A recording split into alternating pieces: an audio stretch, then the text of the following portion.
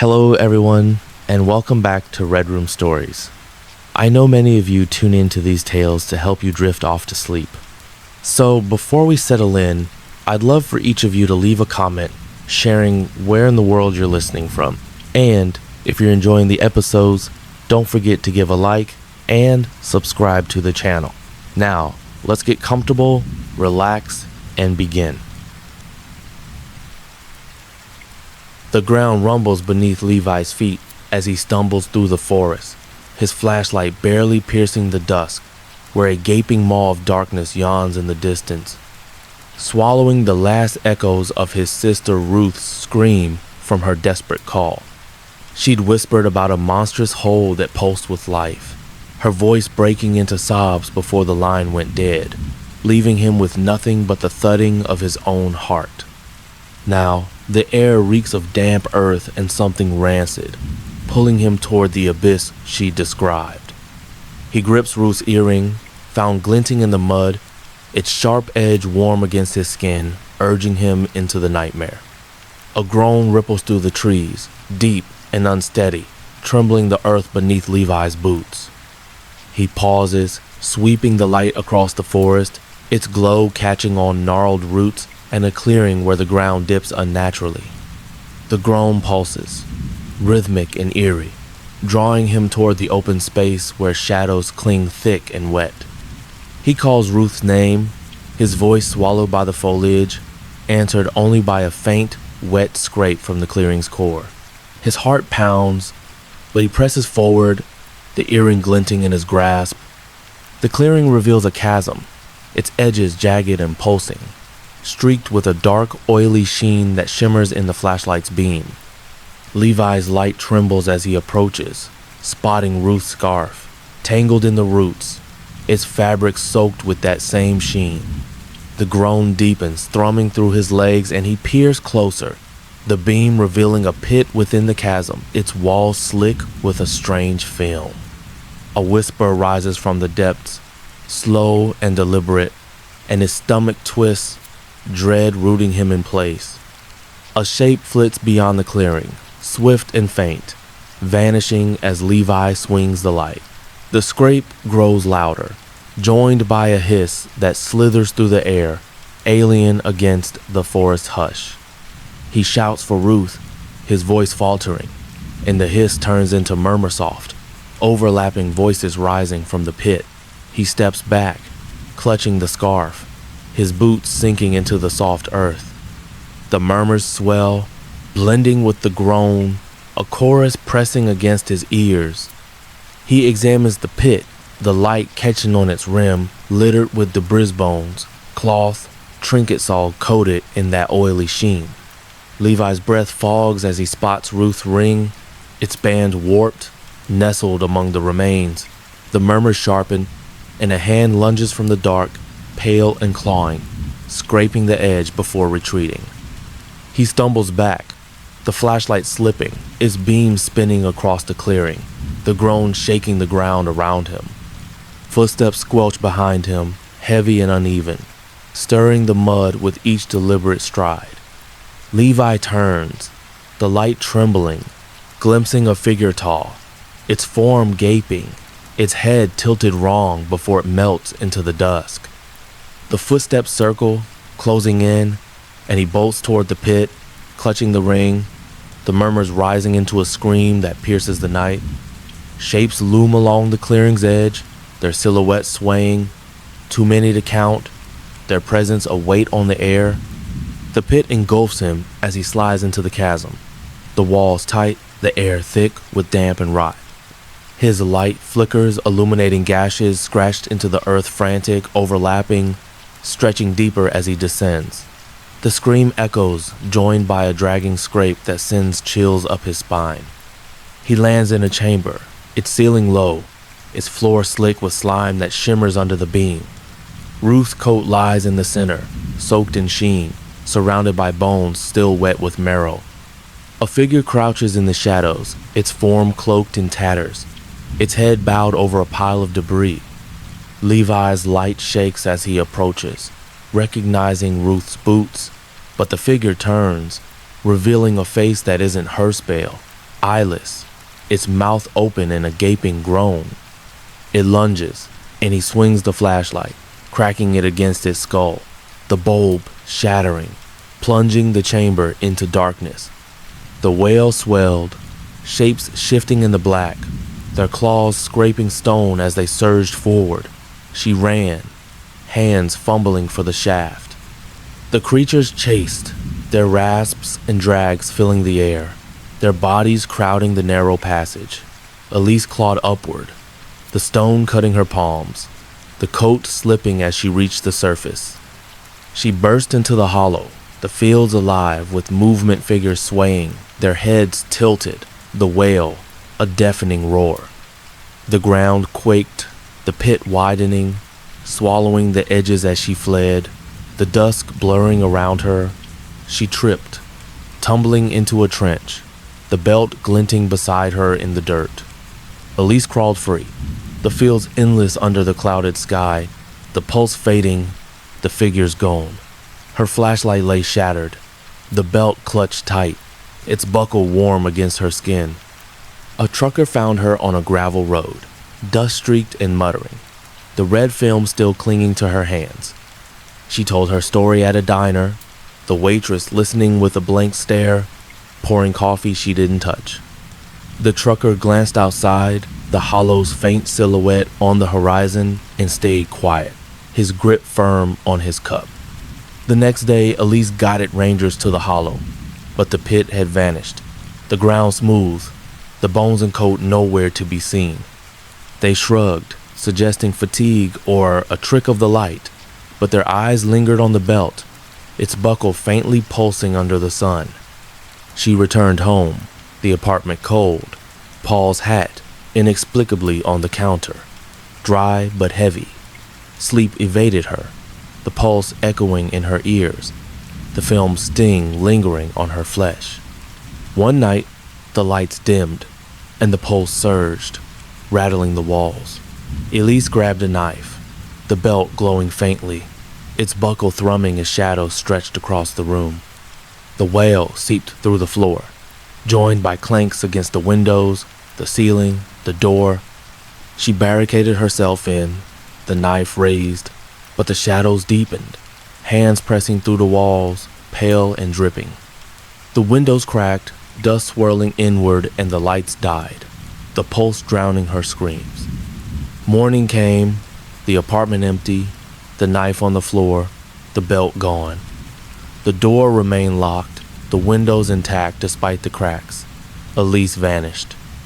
A neighbor heard wails in the night, saw shapes slink toward the fields, but the rangers found no tracks, no trace. The case faded, lost to the hollow silence, its secrets buried beneath the barren earth. The fields stretched on, their shadows long and still, whispering tales of lost souls and hidden depths. Elisa's name joined the stories, carried on the wind, a warning etched into the twilight's embrace. The fog draped the valley in a gray veil, muting the world as Victor trudged through the damp grass. His lantern flickered in his hand, its glow barely piercing the haze, searching for his wife Mara, who disappeared after a panicked call about something in the mist. Her voice had trembled, cutting off with a sharp cry, leaving only silence on the line. The air was cold, thick with the scent of wet earth and a faint, bitter tang, urging him forward. He gripped Mara's hairpin, found snagged on a thorn bush, its metal cool against his skin, a tether to her absence. A whine sliced through the stillness, high and wavering, trembling the ground beneath Victor's boots. He halted, lifting the lantern, its light skimming the fog, revealing gnarled trees and a shallow trench cutting through the valley. The whine pulsed, thin and insistent, drawing him toward the gap where the mist swirled thicker. He shouted Mara's name, his voice muffled by the damp air, answered only by a soft scraping echo from the trench. His heart thudded, but he pressed on, the hairpin glinting faintly in his grasp. The trench sloped downward, its walls slick with mud, streaked with roots that glistened in the lantern's glow. Victor's light shook as he descended, spotting Mara's scarf, tangled in the roots, its edges frayed and damp with a dark, oily smear. The whine deepened, thrumming through the earth, and he knelt, peering into the shadows, the beam illuminating a tunnel that twisted into the dark, its walls shimmering with moisture. A rustle rose from within, slow and deliberate, and his breath caught, unease coiling in his chest. A shape flitted through the fog above, swift and angular, vanishing as Victor swung the light. The scrape came again, louder, joined by a hiss that slithered through the mist, alien against the valley's quiet. He called for Mara, his voice faltering, and the hiss turned into a murmur, soft and overlapping, rising from the tunnel. He stepped back, clutching the scarf, his boots sinking into the mud. The murmur grew, weaving with the whine, a chorus pressing against his ears. He edged toward the tunnel, the light catching on a ledge below, littered with debris, bones, cloth, metal, all coated in that oily smear. Victor's breath fogged as he spotted Mara's glove, its fingers curled, nestled among the remains. The murmur sharpened, and a hand darted from the dark, pale and clawing, scraping the ledge before retreating. He stumbled back, the lantern slipping, its glow spinning across the trench, the whine shaking the walls around him. Footsteps squelched behind him, slow and heavy, stirring the mud with each deliberate tread. Victor turned, the light quivering, glimpsing a figure tall, its limbs too thin, its head tilted unnaturally before it faded into the fog. The footsteps circled, closing in, and he bolted toward the tunnel, clutching the glove, the murmur rising into a wail that split the dusk. Shapes emerged along the trench's rim, their silhouettes swaying, too many to count, their presence a weight on the air. The tunnel swallowed him as he slid down its slope, the walls tight, the air thick with damp and rot. His light flickered, revealing gouges scratched into the stone, frantic, crisscrossing, stretching deeper as he descended. The wail echoed, joined by a dragging scrape that sent chills up his spine. He landed in a chamber, its ceiling dripping, its floor slick with puddles that reflected the glow in oily swirls. Mara's coat lay crumpled in the center, soaked and heavy, surrounded by bones still wet with tissue. A figure crouched in the shadows, its form draped in rags, its head bowed over a pile of debris.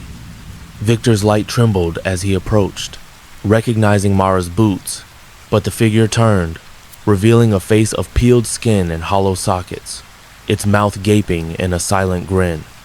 It lunged, and he swung the lantern, cracking it against his skull, the glass shattering, plunging the chamber into darkness.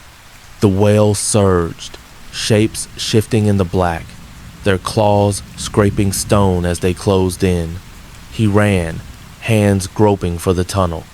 The creatures pursued, their scrapes and drags filling the air, their bodies pressing through the narrow passage. Victor clawed upward, the stone cutting his palms, the coat slipping as he reached the trench. He burst into the fog, the valley alive with movement, figures swaying, their heads cocked, the wail a deafening roar. The ground quaked, the trench widening, swallowing the edges as he fled, the mist blurring around him. He tripped, tumbling into a gully, the glove glinting beside him in the mud. Victor crawled free, the valley endless under the gray shroud, the whine fading, the figures gone. His lantern lay broken, the glove clutched tight, its fabric warm against his skin. A farmer found him on a dirt path, soaked and muttering, the oily smear still clinging to his hands. He told his story at a roadside stall, the owner listening with a blank stare, pouring tea he didn't drink. The farmer glanced outside, the trench's faint outline in the distance, and stayed silent, his hands steady but pale. The next day, Theo led Ruth and a tracker, Amos, to the clearing. But the hollow had vanished, the ground smooth, the bones and coat nowhere in sight. Amos sighed, suggesting exhaustion or a trick of the dark, but his eyes lingered on the doll, its sheen faintly pulsing in the light. Theo returned home, the apartment cold, Lila's scarf inexplicably on the counter, dry but heavy. Sleep evaded him, the giggles echoing in his ears, the sheen's chill lingering on his skin. Then he found a note in Ruth's handwriting. "They took me 2" slipped under his door. One night, the lights dimmed, and the giggles surged, rattling the walls. Theo grabbed a knife, the doll glowing faintly, its sheen thrumming as shadows stretched across the room. The scream seeped through the floor, joined by patters against the windows, the ceiling, the door. He barricaded himself in, the knife raised, but the shadows thickened, small hands pressing through the walls, pale and dripping. The windows cracked, leaves swirling inward, and the lights died, the giggles drowning his cries. Morning broke, the apartment empty, the knife on the floor, the doll and note gone. The door stood locked, the windows intact despite the cracks. Theo vanished. A neighbor, old Miss Vance, heard screams in the night, saw shapes slink toward the woods, but the trackers found no tracks, only Ruth, standing at the clearing, staring into the hollow with a haunted gaze. She muttered about Amos, her lost son, hinting the eyeless child was him, one of the hollow children who'd claimed them all.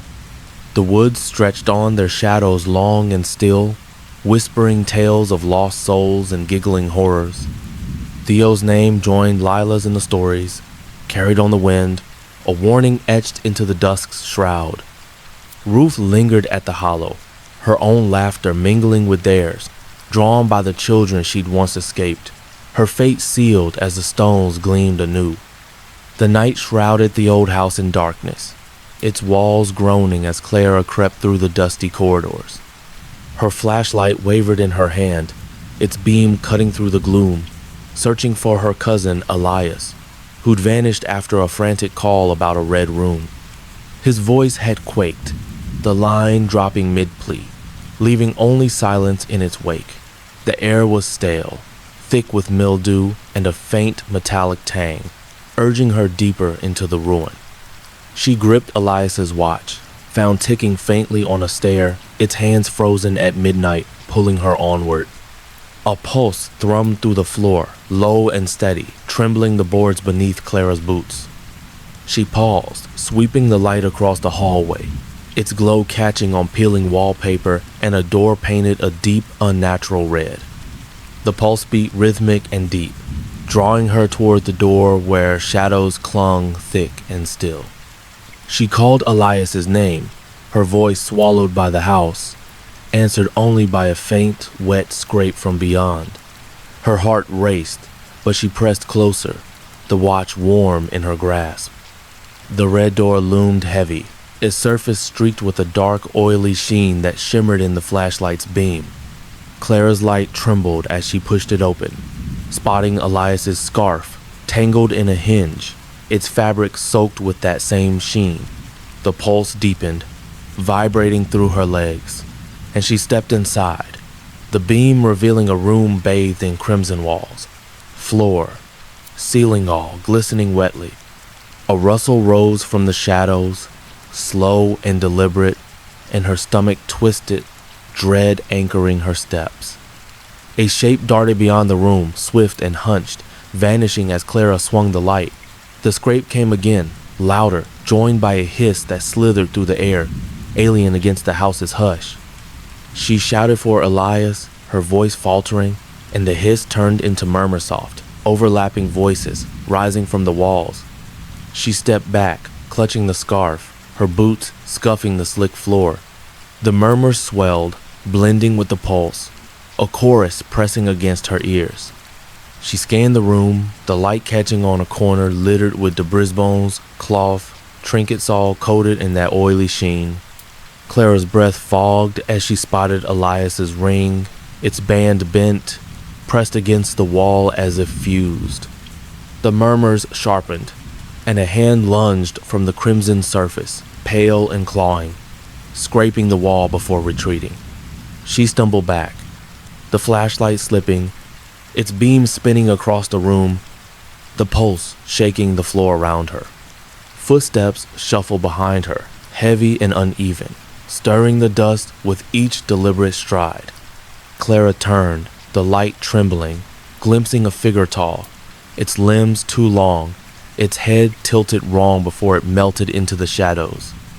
The footsteps circled, closing in, and she bolted toward a hatch in the floor, clutching the ring, the murmurs rising into a wail that pierced the night. Shapes loomed along the room's edges, their silhouettes swaying, too many to count, their presence a weight on the air. The hatch creaked open, and Clara descended its ladder, the walls tight, the air thick with damp and rot. Her light flickered, illuminating gashes scratched into the wood frantic, overlapping, stretching deeper as she went. The wail echoed, joined by a dragging scrape that sent chills up her spine.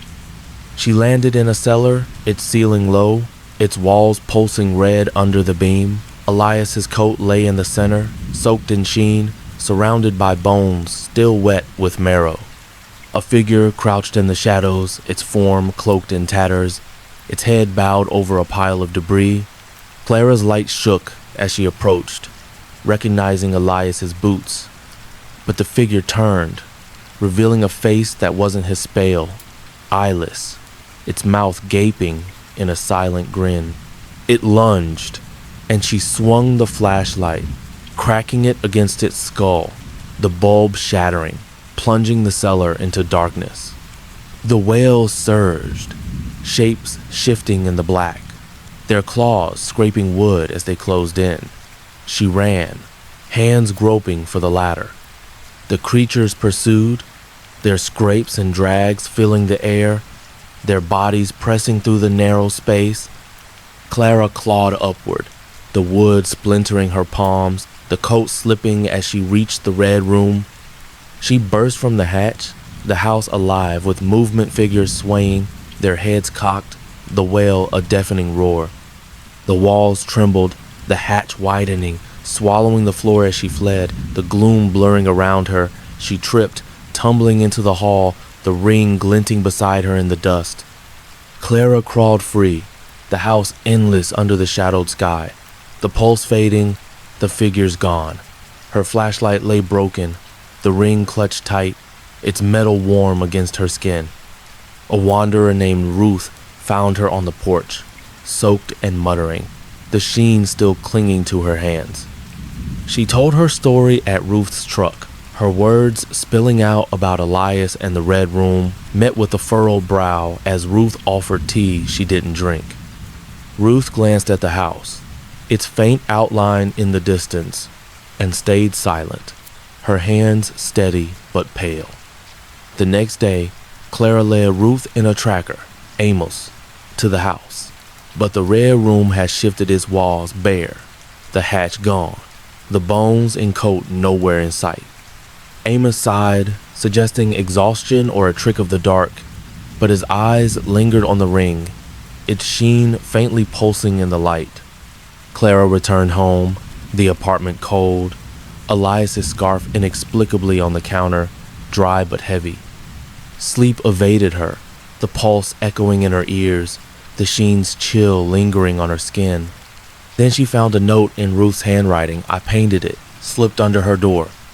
One night, the lights dimmed and the pulse surged, rattling the walls. Clara grabbed a knife, the ring glowing faintly, its sheen thrumming as shadows stretched across the room. The wail seeped through the floor, joined by thuds against the windows, the ceiling, the door. He barricades himself in, the knife raised, but the shadows thicken, hands pressing through the walls, pale and dripping. The windows crack, leaves swirling inward, and the lights die, the chattering drowning his cries. Morning breaks, the apartment empty, the knife on the floor, the ring and note gone. The door stands locked, the windows intact despite the cracks. Elias vanished. A neighbor, old Mrs. Pike, hears screams in the night, sees shapes slink toward the forest, but the trackers find no tracks, only Ruth. standing at the clearing, staring into the dark with a haunted gaze. She mutters about Jonah, her lost husband, hinting the toothed figure was him, bitten by the darkness that now claims them all.